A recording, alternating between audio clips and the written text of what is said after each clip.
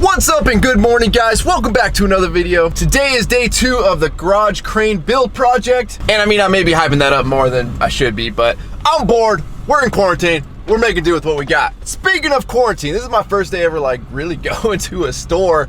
Unfortunately, we do have to go to Home Depot today, so let's see what the experience is like. Customer entrance. All right, I guess they want everybody to go that way, which is always the customer entrance.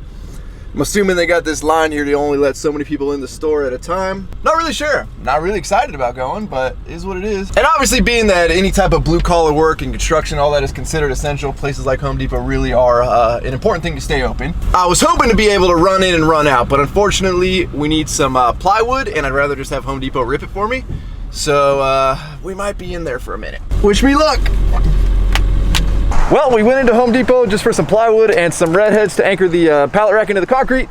Ended up with enough lumber for a bunch of other project ideas I have for the house. That way I can stop going crazy being bored at home. Now, I will say, I gotta give credit to Home Depot. Literally, in between every single customer, they were sanitizing everything. And a huge shout out to all of you guys that are still working retail right now. I know we focus on like contractors, nurses, doctors, truck drivers and all, but everybody that is working retail, like you guys encounter more people than anybody and you don't get paid that well. So all of you guys that are still showing up to work to make sure businesses can still stay open, props to you guys. Let's go to the warehouse. I don't know, guys, we might have to start classifying the old OBS here as a work truck again. Look, I didn't even like put a skateboard underneath anything this time. I just slid it in across the bed. So the crappy thing is a lot of this wood that's going to be going to my house for another project, like I kind of need to unload right now because I'm worried. I know it's clear blue skies right now, but it's been like bipolar weather all day long and I don't want any of that to get wet because it's for a finished project inside that I'm going to be surprising my girlfriend with.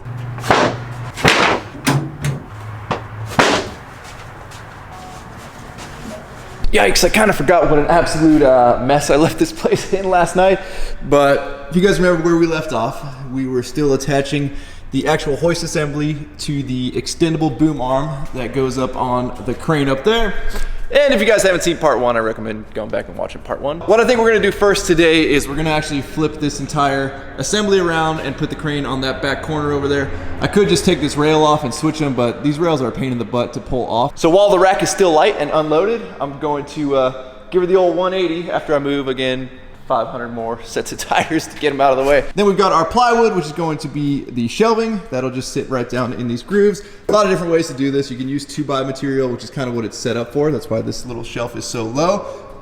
Or they have open racking that actually comes over the top. Pull the crane assembly off here. Lighten up the way you live. Growing up in school, one of the worst things you could ever do to me was give me busy work. It drove me absolutely nuts if there was like no point to the work you're doing. Feel like I'm doing a lot of busy work moving tires. Let's see if we can do the old shimmy without this thing collapsing on itself.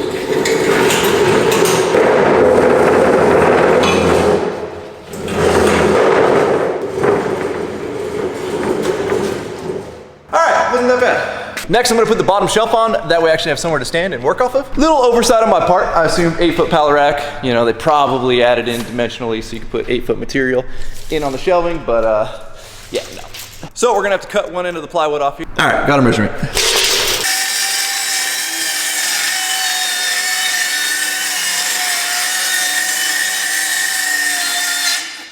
Let's go for try number 2. All right. Now I did jump a little ahead of myself. I probably should have left that off until we drilled in all the floor anchors, but just want to make sure this is exactly where I want it, because once we set all those, she ain't going anywhere. So I don't know who over at Bosch decided to come up with this great packaging, but I have no clue what the like right way to open this is. It is just melted together. Then if you look inside of it, it looks like somebody gooped in some white stuff, which is gross and funky. I don't really know how you're supposed to open this. I've been tearing it apart for like 3 minutes and still haven't got it open. And I'm also not looking forward to finding out what that white stuff is in there. Seriously horrible package design.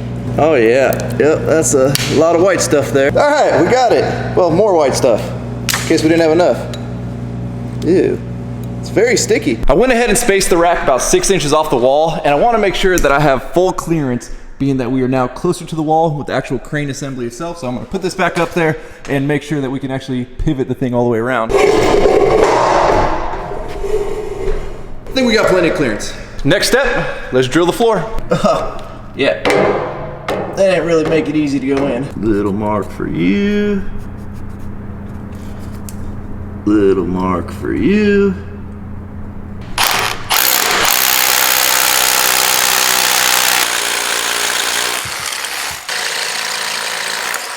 Holes are drilled and all cleaned out, so now we're going to take our wedge anchors here and hammer these boogers in.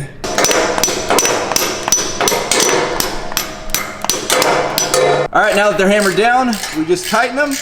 They wedge themselves in the concrete. So she is all anchored in and super tight. Now, before we start going and like hanging even heavier stuff off the top, like I'm thoroughly convinced now this thing's not gonna tip over. I'm just worried about like that rail right there twisting. So we're gonna end up installing the other shelf up top, and then I'm gonna screw everything together, which should act as like a brace, connecting the two sides and really wanting it to keep from twisting. Again, Bush League engineering, don't really know if this is gonna work. Obviously, we're gonna have to rip off that inch off the end of the shelf as well. Plus, we're going to cut a little notch right here. And the reason being is that the bracketry of the crane sits down in the little cradle right there, so we're gonna need a notch to get the shelf around it. Will we get lucky?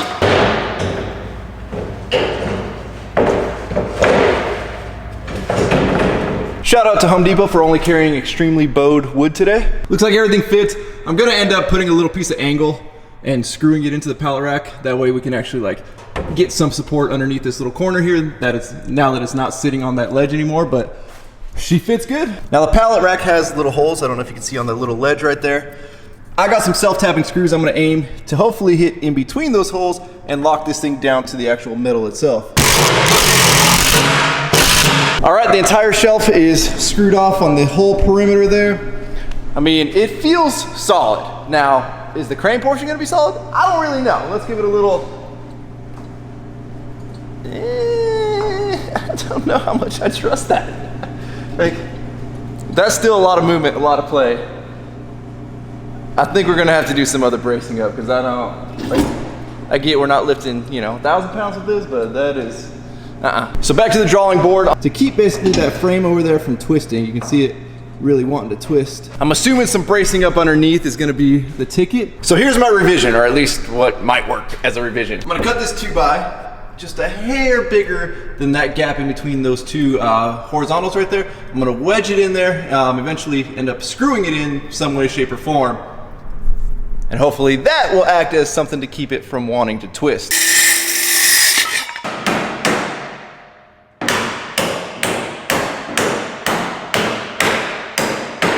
I might actually span another one across the top right here to wedge in this part of the rail. Yeah, I don't think we got much better. All right, top one it is.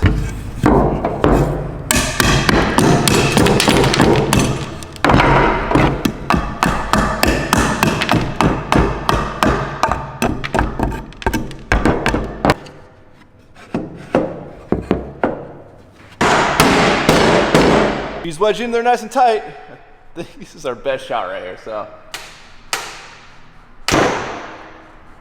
Yeah, still not liking that. I got another idea. You know, I'm really starting to rethink my idea to attach it to the pole. I should have just done what I originally wanted to do, which was span this with like a 2x or a 4x type of material and then actually mount the crane like in the center of the rack. But yeah, we're getting a little ghetto now, guys. We're gonna try and brace it from underneath. I hate everything about that, but desperate times call for desperate measures. We're still getting that twisting. I don't like the twisting. Well, while I try to wrap my mind around how that's gonna get resolved, let's just keep pushing forward and actually see if like any of this is gonna even kind of remotely work. So I'm gonna modify this bracket to match this one and get it attached to the boom arm. Bracket has been modified. Let's get it on here. Well, no turning back now. We're gonna cut the steel cable off of here because I don't see any other way to unbolt her. All right, well, the hoist portion is ready to go up and get installed. And hopefully this isn't enough to topple the whole thing over. Not exactly easy to do one-handed, but we're gonna manage. Get it in there. All right, sweet. Well, there you go, ladies and gentlemen. We've got us a crane that might not be able to pick anything up. It looks pretty good. The one thing I did know was gonna happen is obviously we can't slide this all the way in to get full capacity. Not that we really need to because again, this hoist is only rated at 440 pounds. So basically as far as we can come out is good other than the leverage on this whole catastrophe right there. But it looks like the furthest we can be in and still get a pinhole is at the 600 pound mark. But ideally we run it full length out, which That's how far she is at the 500-pound mark, how far she comes out, which again, I think is plenty for lifting anything up onto here. Let's see how not sturdy it is. That's a lot of twist. Maybe enough to lift some tires. The good news is the remote handle, plenty long enough to operate from down here. I say we just plug it in. At this point, I'm so like beyond the fact that the thing's probably not gonna work and I just wasted a lot of time. And to everybody saying, Ryno, you could have totally had those tires up there by now by the time you spent 2 days and a couple $100 working on this project. And I get that, yes, I could have probably figured out how to get them up there a lot easier, but it gives me something to do. I like to build stuff.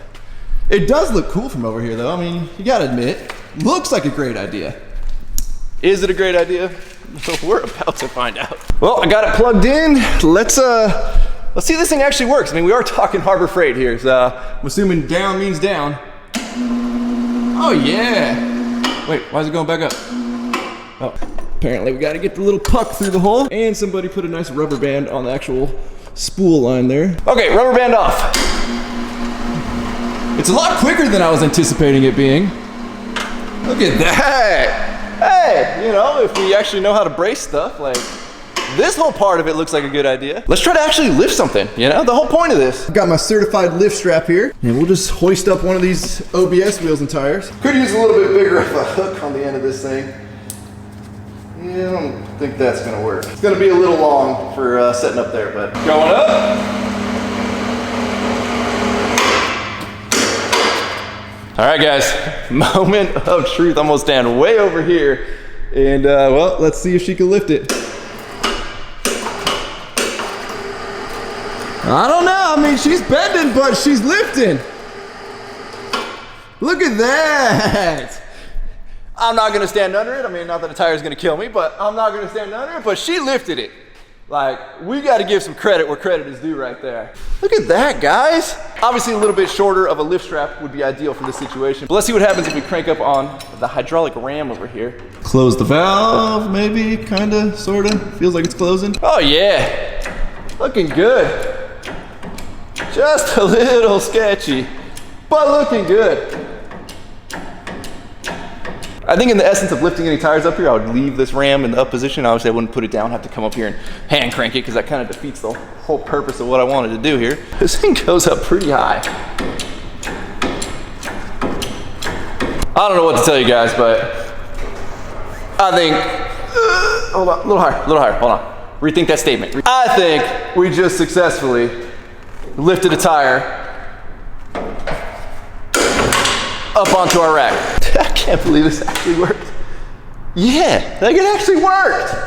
All right, hey, let's move some tires. Now I'm excited about moving tires. Yeah, you know, just moving tires around my garage. Yeah, sucks. It's really tough, you know, but somebody's got to do it. I really hope it like lasts. I'm reveling in the fact that this again worked. Like, it was not looking good earlier. Now I'm curious, how long will it take me to stack all these tires up top? You still do have to go up and down to unhook. I wish I had a shorter strap because wrapping it around takes a little bit of time. Maybe we should make like a tire grapple, like a nice padded one, you know, so we don't scratch any wheels or anything like that. And then it's just hook, drop, let go.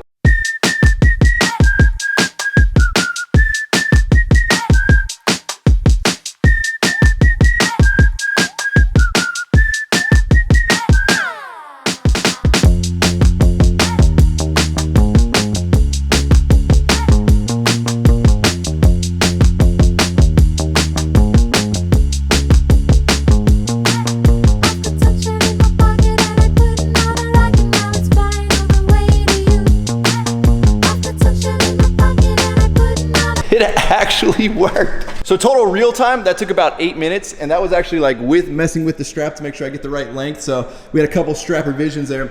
Honestly, probably could have been done in 5 minutes. If you have 2 people here, like that's a less than 5 minute job. And the reason I opted to not put the Tahoe wheels and tires all the way up top is I didn't want to block the front of the crane there. I was thinking about stacking them on the center stack right here, but I don't know how tall I really do want to go. So, and I'm anticipating that they're gonna hopefully be sold soon, so we'll get them on out of here. I am happy.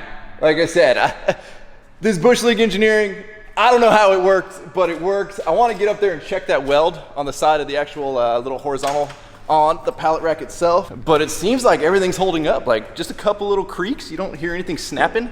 I don't know if you guys can see back there, but the weld looks good.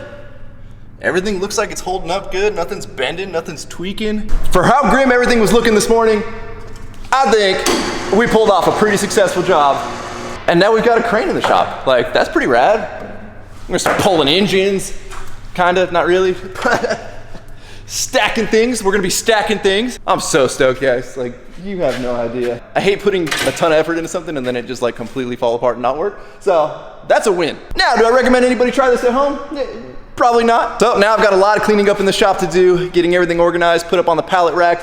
I don't think you guys wanna watch that. So with that, thank you guys so much for watching. If you have not subscribed already, please click the subscribe button now that you do not miss out on any future content. Don't forget to give this video a like, a thumbs up. Give it a thumbs up for the fact that like, nothing broke, nobody died, no tires fell. Don't forget to check out workforitapparel.com because if there's anything you want in this life, you gotta be willing to work for it. You guys are the best. I'm out. Damn.